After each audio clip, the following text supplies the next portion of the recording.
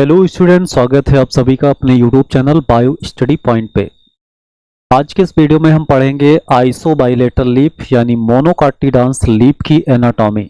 इसके पिछले वीडियो में हमने डाइकार्ट लीफ या जिसको डॉर्सी वेंट्रल लीफ कहते हैं उसकी एनाटॉमी हमने पढ़ा था।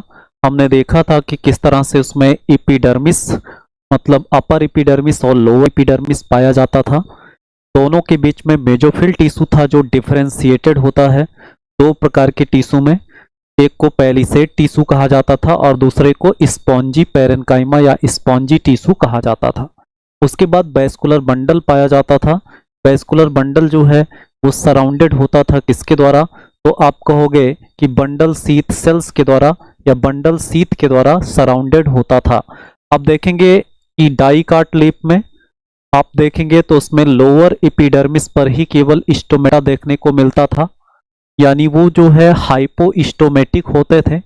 यहां पर आप देखोगे तो ये जो है एम्फीस्टोमेटिक होंगे, यानी मोनोकार्ट लीफ कैसा होगा तो ये एम्फीस्टोमेटिक होगा। चलिए देखते हैं सारे लेयर्स को और इस लेयर्स में क्या डिफरेंस होता है, उस डिफरेंस को भी हम समझेंगे। जैसे यहाँ पर सबसे ऊपर क्या मिला, यहाँ पे अपर एपिडर्मिस मिला। ऊपर क्या मिला, यहाँ पर अपर एपिडर्मिस मिला। अपर एपिडर्मिस के ऊपर क्यूटिकल की परत पाई जाएगी, ये दोनों में ऐसे ही मिलता है। उसके बाद देखो अपर एपिडर्मिस में यहाँ पर क्या मिल रहा है, तो ये स्टोमेटा यहाँ पर भी मिल रहा है। अपर एपिडर्मिस पर भी क्या मिल रहा है, यहाँ पर स्टोमा कैविटी या स्टोमेटा पाया जा रहा है। उसके बाद मोस्ट इंपॉर्टेंट टाइप का जो सेल्स है इसमें, जिसको वोलिफॉर्म सेल्स कहते हैं या जिसको मोटर सेल्स कहा जाता है। यहाँ पे मोनोकार्ट की जो पत्ती होती है उसमें अपर एपिडर्मिस पर कुछ कोशिकाएं थोड़ा स्वेल कर जाती हैं और स्वेल करके वो क्या करती हैं, कुछ टर्गर को मेंटेन करती हैं। टर्गर को मेंटेन करने से ये पत्तियों का क्या कराते हैं, तो ये रिस्पॉन्सिबल होते हैं किसके लिए, तो यहाँ पे इनरोलिंग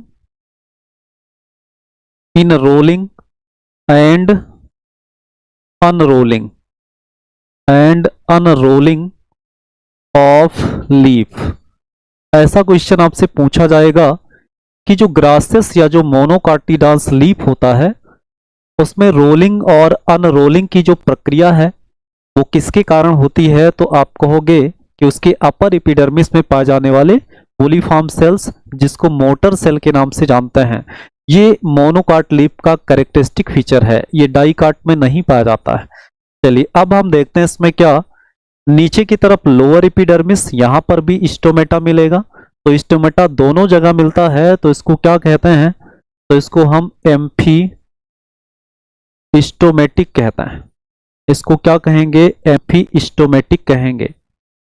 तो मोनोकार्ट लीफ कैसा होगा, एम्फीस्टोमेटिक होगा। उसके बाद फिर हम देखते हैं कि दोनों एपिडर्मिस के बीच में यहां पर क्या पाया जाएगा, तो यहां पर आपको मेजोफिल टिश्यू पाया जाएगा। यहां पर क्या पाया जाएगा, यहां पर मेजोफिल टिश्यू मिलेगा, मेजोफिल टिश्यू मिलेगा यहां पे। अब देखो दोनों एपिडर्मिस के बीच में मेजोफिल टिश्यू, यहां मेजोफिल टिश्यू में सभी सेल्स सिमिलर टाइप के होंगे, यानी मेजोफिल टिश्यू का कोई डिफरेंशिएशन मोनोकार्ट लीफ में नहीं पाया जाता है। जबकि डाइकार्ट में मेजोफिल टिश्यू डिफरेंशिएट होता था किसमें, पैलिसेड टिश्यू और स्पॉन्जी पैरेन्काइमा में। चलिए फिर हम देखते हैं इसमें क्या होता है। देखो यहीं पर हम बात कर लें स्टोमेटा की। देखो ये डिफरेंस है, यहां हम थोड़ा सा बात कर लेते हैं किसके बारे में, स्टोमेटा के बारे में। जैसे मान लो कि स्टोमेटा में आप देखोगे यहां पे ऐसे किडनी शेप्ड सेल्स पाए जाते हैं। इसमें क्या पाया जाता है, किडनी शेप्ड सेल्स पाया जाता है। इसमें क्या देखने को मिलेगा, तो इसमें किडनी शेप्ड सेल्स देखने को मिलता है ऐसे दोनों तरफ। और इस किडनी शेप्ड सेल्स को किस नाम से जानते हैं, तो इसको गार्ड सेल कहते हैं। इसको क्या कहेंगे, गार्ड सेल कहता है। और गार्ड सेल में आप देखेंगे तो इसमें क्लोरोप्लास्ट पाया जाता है। गार्ड सेल में क्या पाया जाएगा, तो आप कहोगे इसमें क्लोरोप्लास्ट पाया जाता है, इसमें क्लोरोप्लास्ट पाया जाएगा। और इसकी ये जो कैविटी है बीच की, इस कैविटी को क्या कहते हैं, तो इसी को क्या कहते हैं, स्टोमेटल अपर्चर के नाम से जानते हैं, या इसको स्टोमा भी कहते हैं। स्टोमेटल अपर्चर के नाम से जानता है। अब देखेंगे इसमें ये जो गार्ड सेल है, इसकी जो इनर वॉल है, ये जो इनर वॉल है ये क्या होती है, तो आप कहोगे ये थिक होती है, जबकि जो आउटर वॉल है इस गार्ड सेल की वो क्या होती है, तो वो थिन होती है। तो इस चीज को भी आपको याद रखना है। अब गार्ड सेल के बाहर आपको क्या देखने को मिलेगा, तो यहां पर कुछ ऐसे और सेल्स इसको सराउंड करेंगे, कुछ इस तरह से, कुछ ऐसे और सेल्स भी यहां पर क्या करेंगे, ऐसे सराउंड करते हैं इस तरह से। तो ये जो सेल्स इसको सराउंड कर रहे हैं, इस सेल को क्या नाम देते हैं, तो इसको कहते हैं क्या, सब्सिडियरी सेल। इसको क्या कहेंगे, सब्सिडियरी सेल्स कहते हैं। तो सब्सिडियरी सेल्स और गार्ड सेल्स ये सब मिल करके, और ये जो स्टोमेटल ऑपरेटस है, हाँ, ये टोटल क्या बनाते हैं, तो आप कहोगे इसमें स्टोमेटल ऑपरेटस बनाएंगे, जिसमें सब्सिडियरी सेल्स, स्टोमेटल ऑपरेटस और गार्ड सेल्स होगा। यहाँ पे गार्ड सेल्स की बात करें तो इसका शेप कैसा होता है, तो इसका शेप होता है क्या, किडनी शेप्ड होता है। कैसा होता है, ये किडनी शेप्ड होता है। और ये किसका स्टोमेटा है, तो ये डाइकॉट लीफ का, ये किसका, डाइकॉट लीफ का स्टोमेटा है, ये डाइकॉट लीफ का स्टोमेटा है ये। अगर हम बात करें मोनोकॉट लीफ के स्टोमेटा की, तो मोनोकॉट के स्टोमेटा में अगर आप देखोगे तो आपको यहां पर कुछ ऐसे सेल्स देखने को मिलेंगे इस तरह से।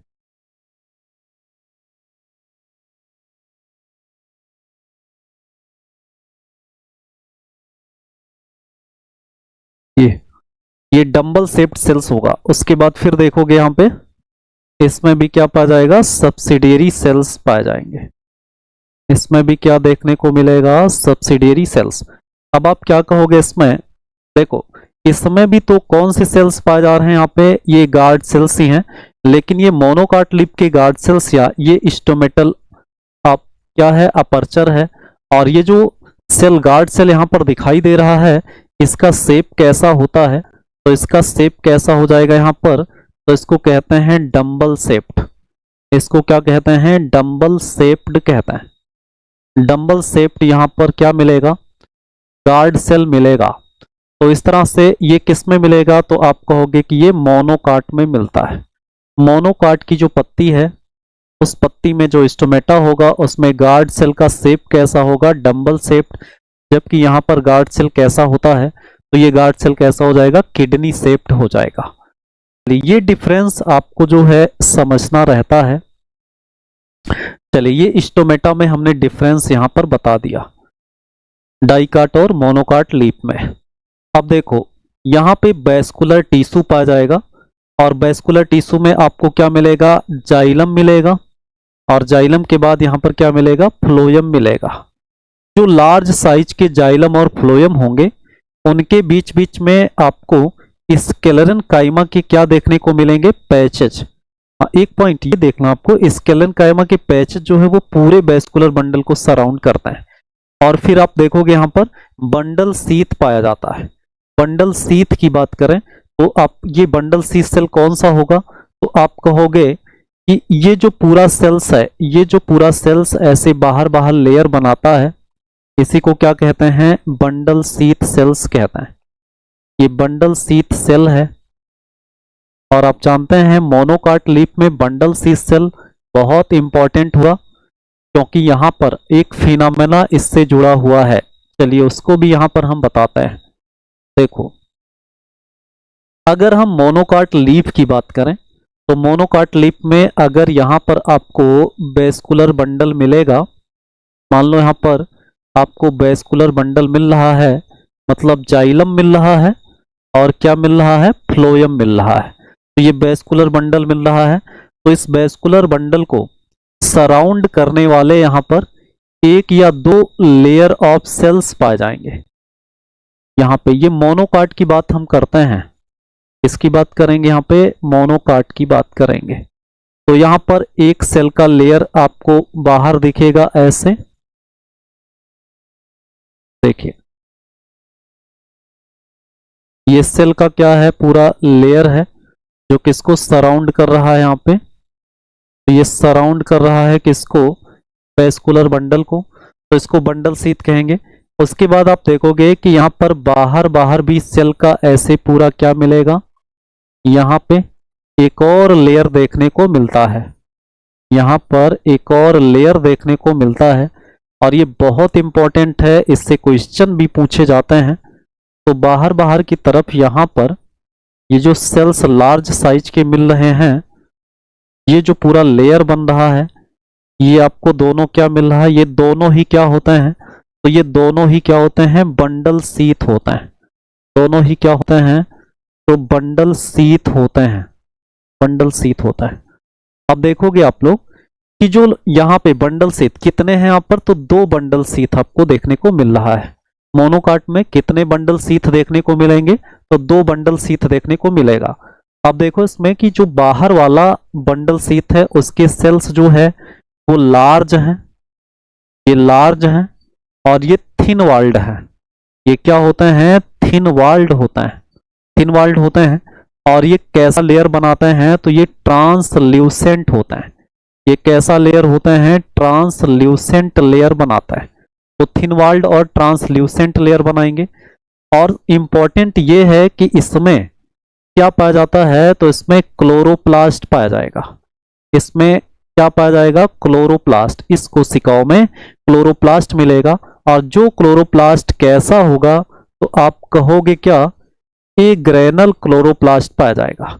यानी ऐसा क्लोरोप्लास्ट जिसमें ग्रेना अब्सेंट होगा। ग्रेना आप लोग जानते हैं, क्लोरोप्लास्ट के अंदर जो थाइलेकोइड का ग्रुप होता है उसको ग्रेना कहता है। तो क्लोरोप्लास्ट जो है वो कैसा होता है, तो यहाँ पे कैसा क्लोरोप्लास्ट पाया जाएगा, ए ग्रेनल क्लोरोप्लास्ट पाया जाएगा। जो कैरेक्टरिस्टिक फीचर है किसका, मोनोकाट लीफ का, यानी ये जो बाहर का लेयर बंडल शीथ का जो बाहर का लेयर है वो लार्ज और थिन वाल्ड होगा, ट्रांसल्यूसेंट लेयर बनाएगा। उसकी कोशिकाओं में क्लोरोप्लास्ट मिलेगा जो कैसा होगा, ए ग्रेनल होगा या जिसमें ग्रेनम अब्सेंट होगा। और अंदर का जो लेयर है ये कैसा होता है, तो ये स्मॉल सेल्ड होते हैं, स्मॉल सेल होता है और ये थिक वाल्ड होता है। ये कैसा होते हैं, थिक वाल्ड होते हैं। तो स्मॉल और थिक वाल्ड होते हैं। और इसमें आप देखोगे तो क्लोरोप्लास्ट अब्सेंट होता है। इसमें क्या होगा, क्लोरोप्लास्ट जो होगा वो अब्सेंट होगा, क्लोरोप्लास्ट नहीं पाया जाएगा। तो इस चीज को आपको समझना है कि 2 बंडल शीथ किसमें देखने को मिलेगा, तो मोनोकाट लीफ में। अब बात कर लें कि ये जो बंडल शीथ बाहर का है जिसमें क्लोरोप्लास्ट एग्रेनल होते हैं, इस क्लोरोप्लास्ट में एक फोटोसिंथेसिस का इंटरमीडिएट पाथवे डिस्कवर किया गया था, जिसको क्या कहा गया था, जिसको कहा गया था क्या, hatch and slack.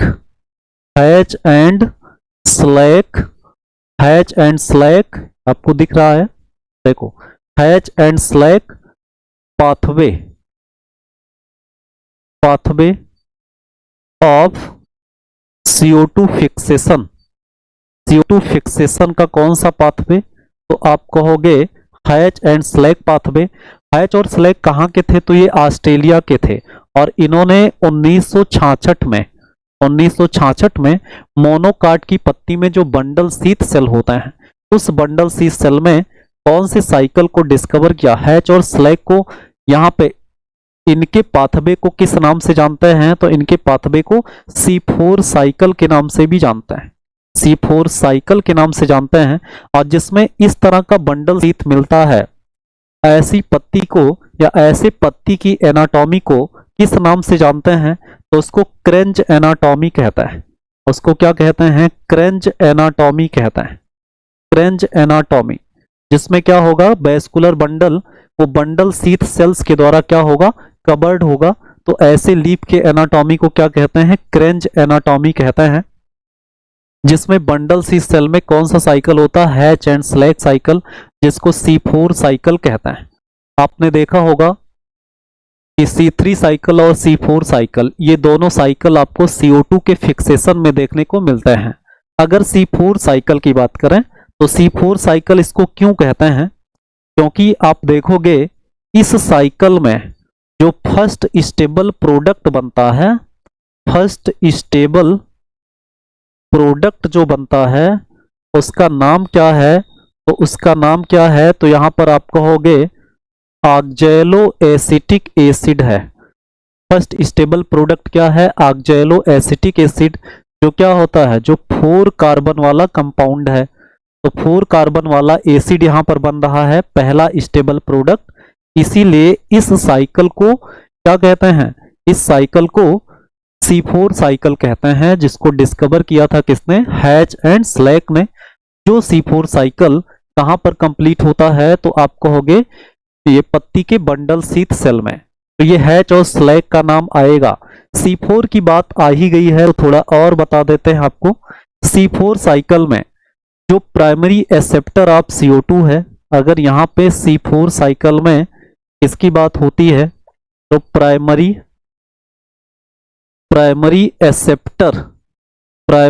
Acceptor of CO2 की बात करें तो इसमें क्या होता है, तो आप कहोगे ये है PEP मतलब होता है फास्फोइनाल पायरुवेट। तो primary acceptor of CO2 C4 cycle में कौन सा होता है, तो फास्फोइनाल पायरुवेट होता है। और आपको हम बताएं यहाँ पे जो एंजाइम होगा जो CO2 को एक्सेप्ट करेगा और ऑक्जेलो एसिटिक एसिड बनाएगा, उस एंजाइम का नाम क्या है, तो वो एंजाइम हो जाएगा क्या, वो एंजाइम हो जाएगा पेप्केज। क्या हो जाएगा, पेप्केज हो जाएगा। इसको पेप्केज कहते हैं, जिसको फास्फोइनाल पायरुवेट कार्बोक्सिलेज के नाम से जानता है।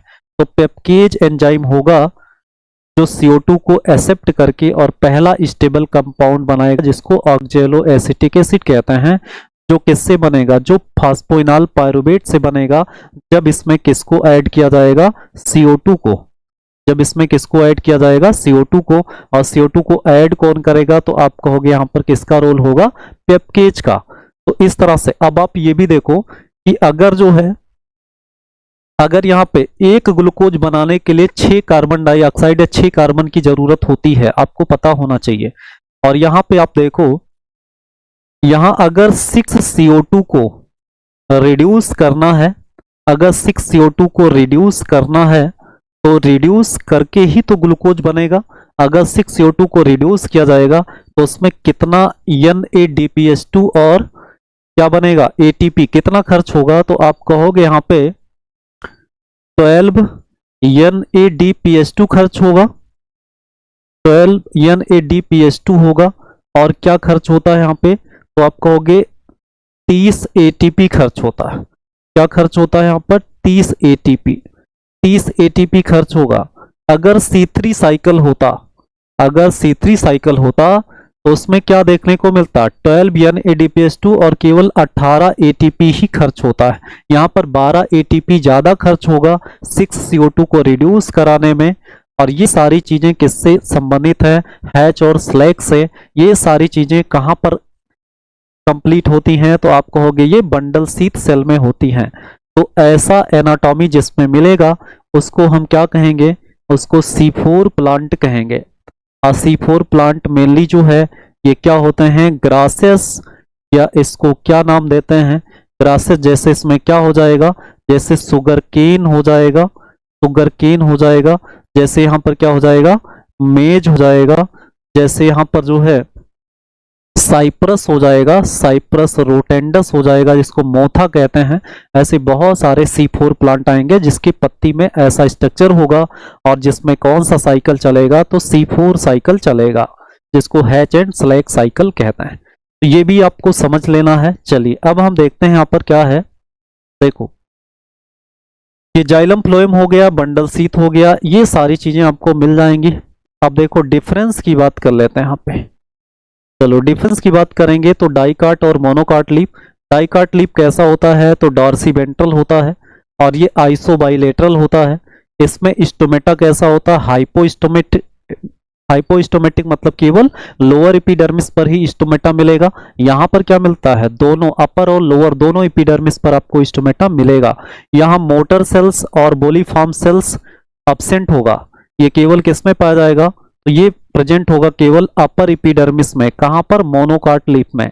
और ये क्या काम करता है? तो ये responsible for inrolling and unrolling of leaf.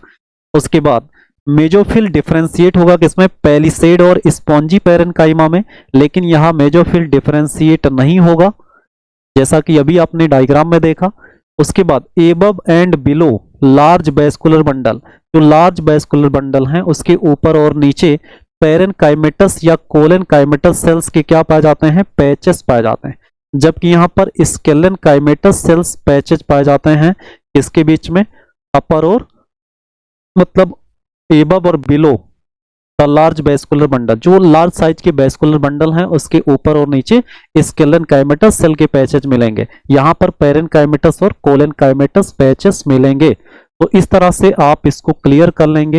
ये मोनोकाट और डाइकाट लीफ है, इसमें बहुत सारे डिफरेंस हमने आपको बताया, और ये डिफरेंस एग्जाम में बहुत इंपॉर्टेंट होते हैं क्योंकि इन सभी चीजों से कहीं ना कहीं से क्वेश्चन जरूर आता है।